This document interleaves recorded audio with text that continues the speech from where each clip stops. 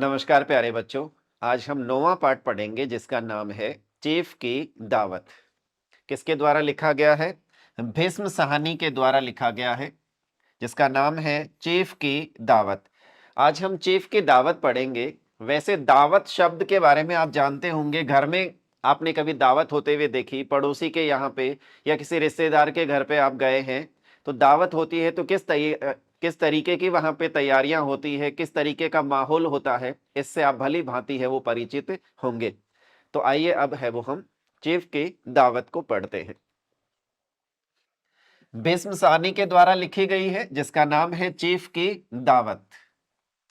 आज मिस्टर सामनाथ के घर चीफ की दावत थी। आज मिस्टर सामनाथ के घर चीफ की दावत थी। सामनाथ और उनकी धर्म पत्नी को पसीना पहुंचने की फुर्सत न थी, कि काम में वो इस तरीके से लगे थे कि पसीना पहुंचने तक की फुर्सत उनको नहीं थी। पत्नी ड्रेसिंग गाउन पहने, उलझे हुए बालों का जूड़ा बनाए, मुंह पर फैली हुई सुर्खी और पाउडर को भूले, और मिस्टर सामनाथ सिगरेट पर सिगरेट फूंकते हुए चीजों की फहरिस्त फहरिस्त कहते हैं सूची को, यानी लिस्ट। तो चीजों की लिस्ट हाथ में थामे एक कमरे से दूसरे कमरे में आ जा रहे थे। कभी एक कमरे में, कभी दूसरे कमरे में, वो लिस्ट हाथ में ले रखी है और सिगरेट पे सिगरेट फूंक रहे हैं, और वो इसी तरीके का है वो चल रहा है। आखिर 5 बजते बजते तैयारी मुकम्मल होने लगी। कुर्सियां, मेज, तिपाइयां, नेपकिन, फूल सब बरामदे में पहुंच गए। ड्रिंक का इंतजाम बैठक में कर दिया गया। ड्रिंक, यहां ड्रिंक से है वो मतलब शराब से है।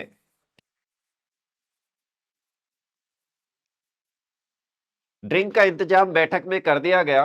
अब घर का फालतू सामान अलमारियों के पीछे और पलंगों के नीचे छिपाया जाने लगा। यानी घर का जो फालतू सामान था वो या तो अलमारियों के पीछे डाला जाने लगा या पलंग के नीचे की तरफ डाला जाने लगा। तो वो फालतू सामान है वो पलंग के नीचे या फिर अलमारियों के पीछे है वो छिपाया जाने लगा। तभी सामनाथ के सामने सहसा एक अड़चन खड़ी हो गई। तभी सामनाथ के सामने एक अड़चन, एक समस्या खड़ी हो गई कि मां का क्या होगा। यानी जो मां है, तो मां का क्या होगा, ये उसके सामने एक अड़चन खड़ी हो गई। किसके सामने? सामनाथ के सामने। इस बात की ओर न उनका और न उनकी कुशल गृहिणी का ध्यान गया था। मिस्टर सामनाथ श्रीमती की ओर घूमकर अंग्रेजी में बोले, मां का क्या होगा। श्रीमती काम करते करते ठहर गई और थोड़ी देर तक सोचने के बाद बोली, इन्हें पिछवाड़े इनकी सहेली के घर भेज दो, रात भर बेशक वहीं रहे, कल आ जाए। सामनाथ सिगरेट मुंह में रखे सिकुड़ी आंखों से श्रीमती के चेहरे की ओर देखते हुए पल भर सोचते रहे, फिर सिर हिलाकर बोले, नहीं, मैं नहीं चाहता कि उस बुढ़िया का आना जाना या फिर से शुरू हो। पहले ही बड़ी मुश्किल से बंद किया था। मां से कहें कि जल्दी ही खाना खा के शाम को ही अपनी कोठरी में चली जाएं। मेहमान कहीं 8 बजे आएंगे, इससे पहले ही अपने काम से निपट ले। यानी वो कह रहे हैं कि मां अपनी कोठरी में जा करके सो जाए। सुझाव ठीक था। सुझाव है वो ठीक लगा, दोनों को पसंद आया। यानी दोनों पति पत्नी को, ये दोनों को सुझाव है ये पसंद आया। मगर फिर सहसा श्रीमती बोल उठी। जो वह सो गई और नींद में खर्राटे लेने लगी, तो साथ ही तो बरामदा है, यानी बरामदा साथ में लगा हुआ ही तो है, तो साथ ही तो बरामदा है जहां लोग खाना खाएंगे। तो इन्हें कह देंगे कि अंदर से दरवाजा बंद कर लें, मैं बाहर से ताला लगा दूंगा। या मां को कह देता हूं कि अंदर जाकर सोए नहीं, बैठी रहे। और क्या, यानी अंदर जाकर के वो सोए नहीं, बैठी रहे। और जो सो गई तो डिनर का क्या मालूम कब तक चले। 11-11 बजे तक तो तुम ड्रिंक ही करते रहते हो। यानी 11-11 बजे तक तो तुम ड्रिंक ही करते रहते हो, तो पता नहीं ये जो खाना है वो कितनी बजे तक चले। तो तब तक है वो, कैसे है वो माँ सोए बिना रह सकती है। तो ये विचार है वो उनकी पत्नी के मन में है वो आते हैं। सामनाथ कुछ खिज उठे, हाथ झटकते हुए बोले, अच्छी भली ये भाई के पास जा रही थी, तुमने यूं ही खुद अच्छा बनने के लिए बीच में टांग अड़ा दी। वाह, तुम माँ और बेटे की बातों में मैं क्यों बुरी बनूं? तुम जानो और वह जाने। मिस्टर सामनाथ चुप रहे। ये मौका बहस का न था, समस्या का हल ढूंढने का था। उन्होंने घूमकर मां की कोठरी की ओर देखा। कोठरी का दरवाजा बरामदे में खुलता था। कोठरी का जो दरवाजा है वो कहाँ खुलता है? बरामदे में खुलता था। बरामदे की ओर देखते हुए झट से बोले, मैंने सोच लिया है। और उन्हीं कदमों से मां की कोठरी के बाहर जा खड़े हुए। मां दीवार के साथ एक चौकी पर बैठी दुपट्टे में मुंह सिर लपेटे माला जप रही थी। सुबह से तैयारी होती देखते हुए मां का भी दिल धड़क रहा था। सुबह से ये जो तैयारियां हो रही थी, इसको देखते हुए मां का दिल भी है वो धड़क रहा था। बेटे के दफ्तर का बड़ा साहब घर पर आ रहा है, सारा काम सुबीते से चल जाए। माँ, आज तुम खाना जल्दी खा लेना, मेहमान लोग 7:30 बजे आ जाएंगे।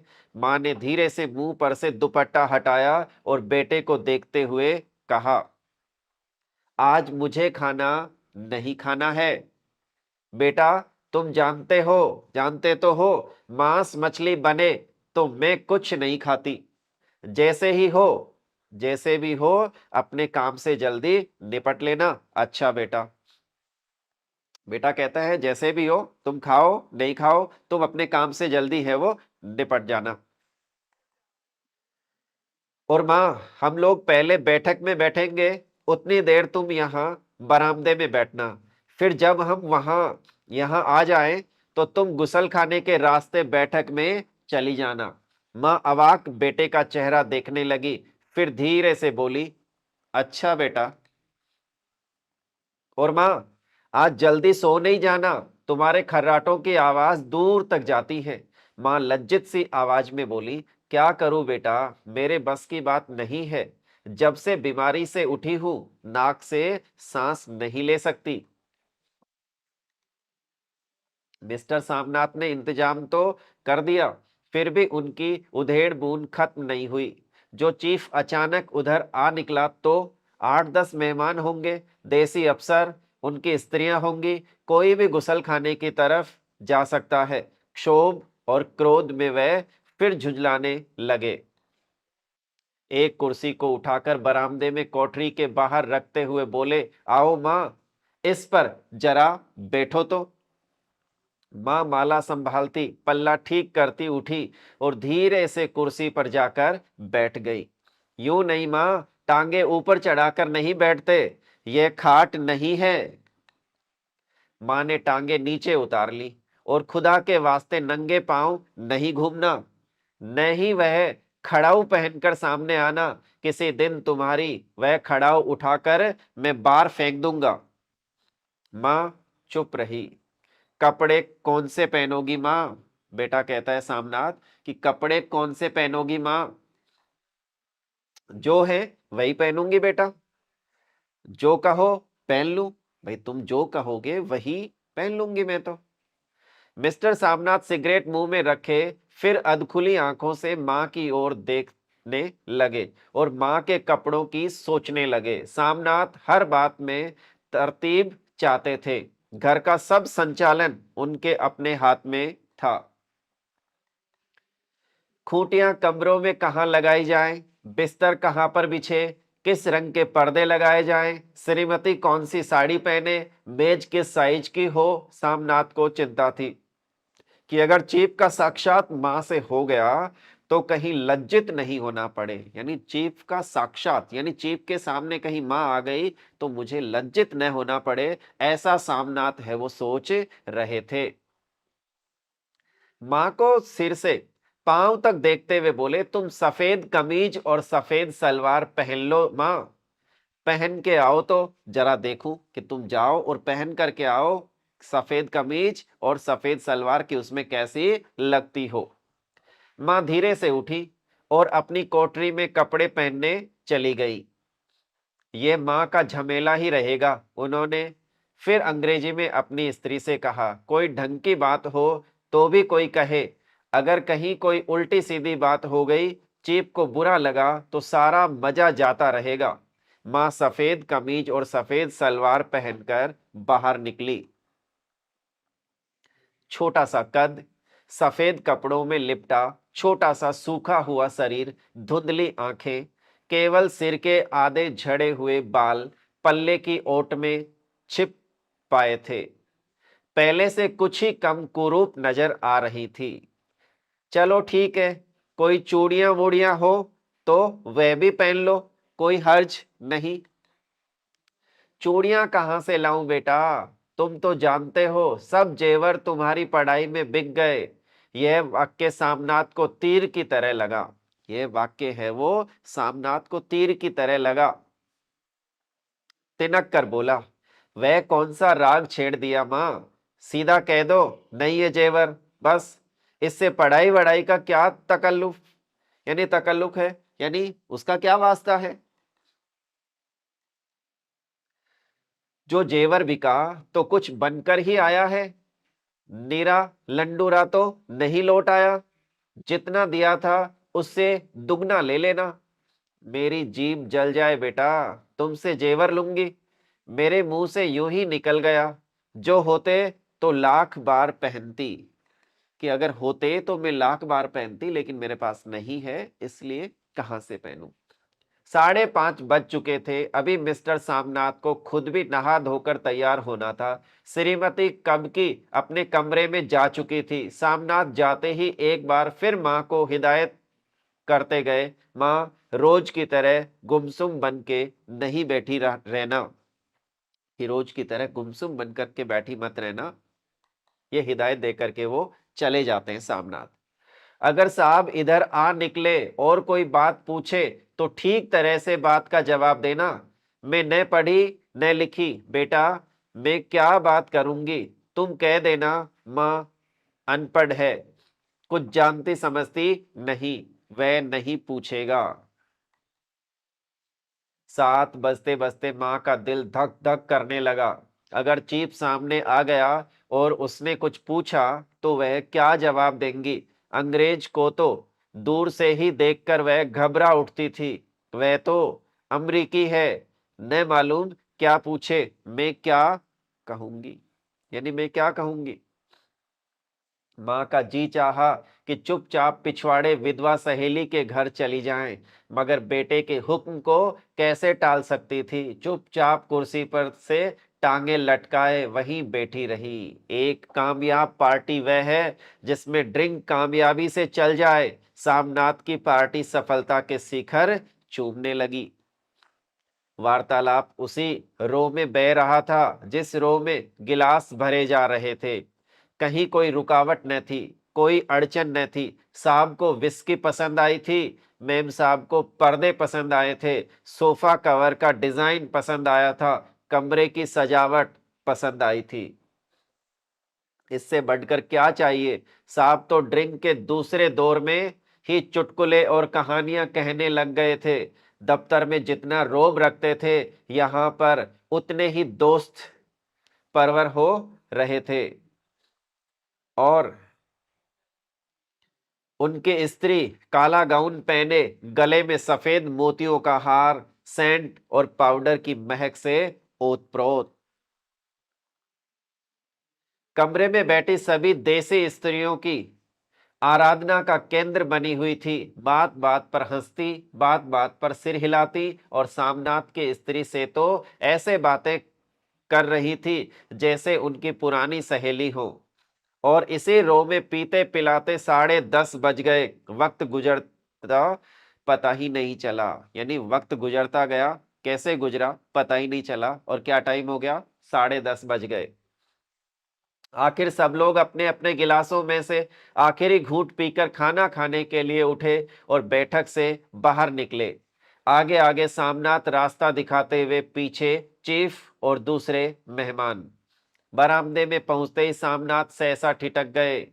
जो दृश्य उन्होंने देखा उससे उनकी टांगे लड़खड़ा गई और क्षण भर में सारा नशा हिरन होने लगा, यानी छूमंतर हो गया। बरामदे में एन कोठरी के बाहर मां अपनी कुर्सी पर ज्यों की त्यों बैठी थी। माँ है वो ज्यों की त्यों वहीं पर बैठी थी, मगर दोनों पांव कुर्सी की सीट पर रखे थे, मगर दोनों पांव कुर्सी की सीट पर रखे हुए, और सिर दाएं से बाएं और बाएं से दाएं झूल रहा था, और मुंह में से लगातार गहरे खर्राटों की आवाजें आ रही थी। जब सिर कुछ देर के लिए टेढ़ा होकर एक तरफ को थम जाता तो खर्राटे और भी गहरे हो उठते। यानी मां को कुल मिला करके नींद आ गई थी वहां पे, किस पे, कुर्सी पे।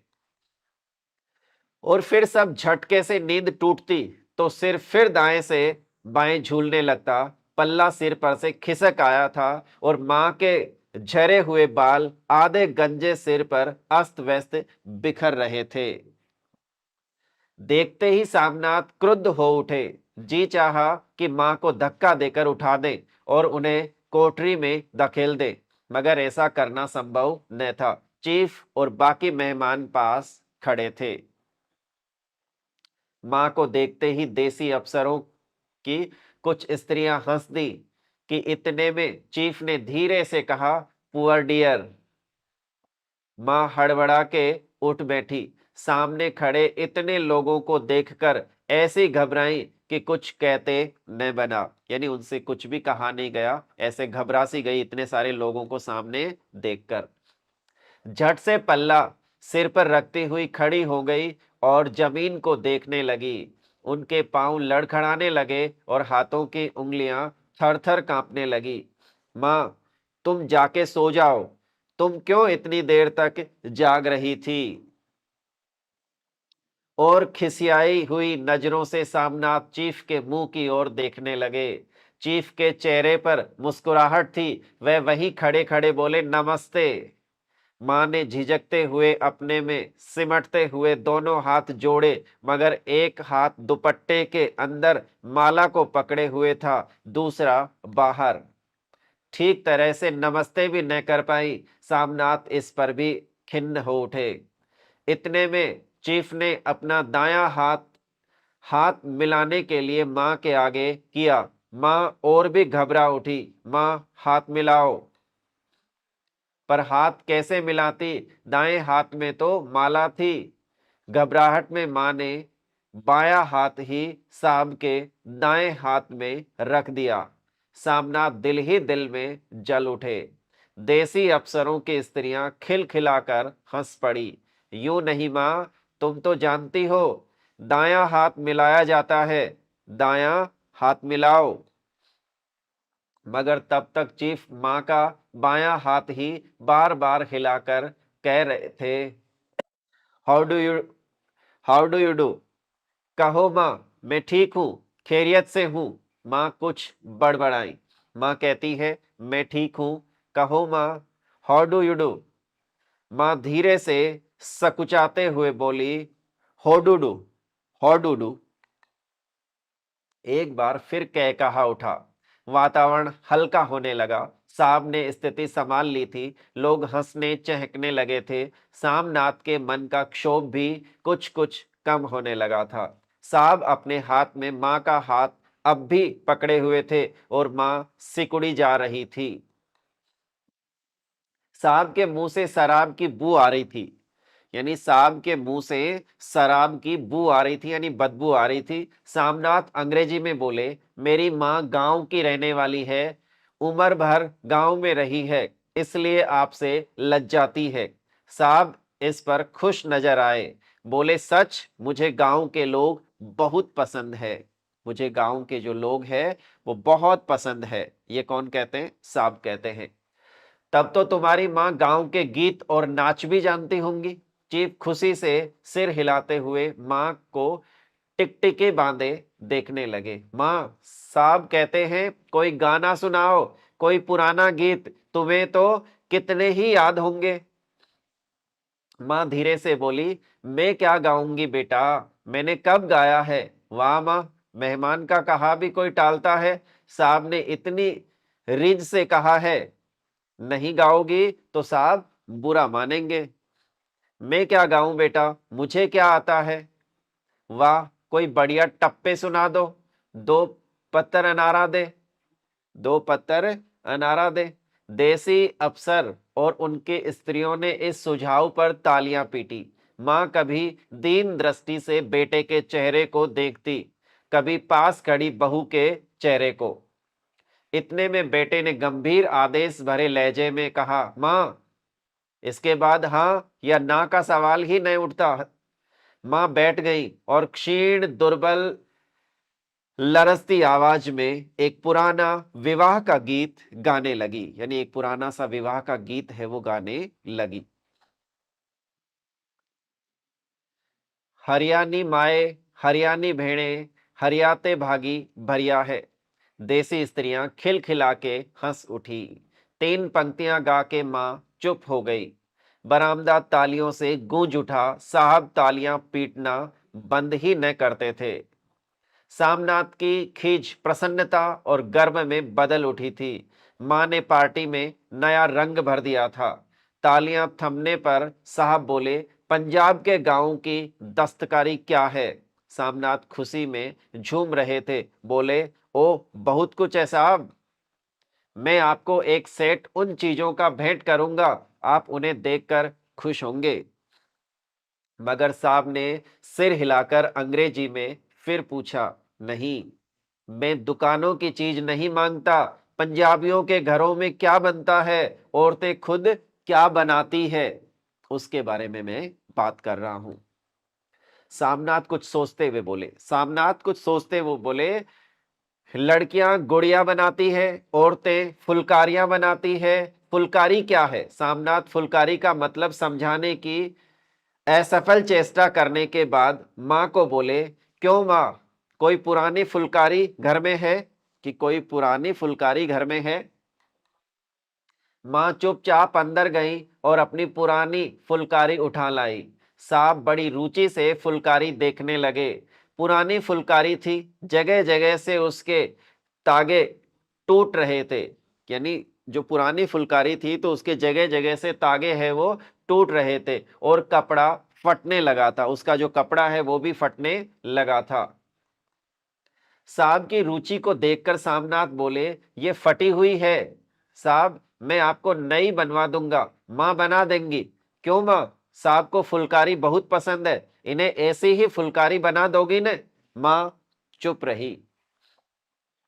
फिर डरते डरते धीरे से बोली, अब मेरी नजर कहाँ है बेटा, बूढ़ी आंखें क्या देखेंगी।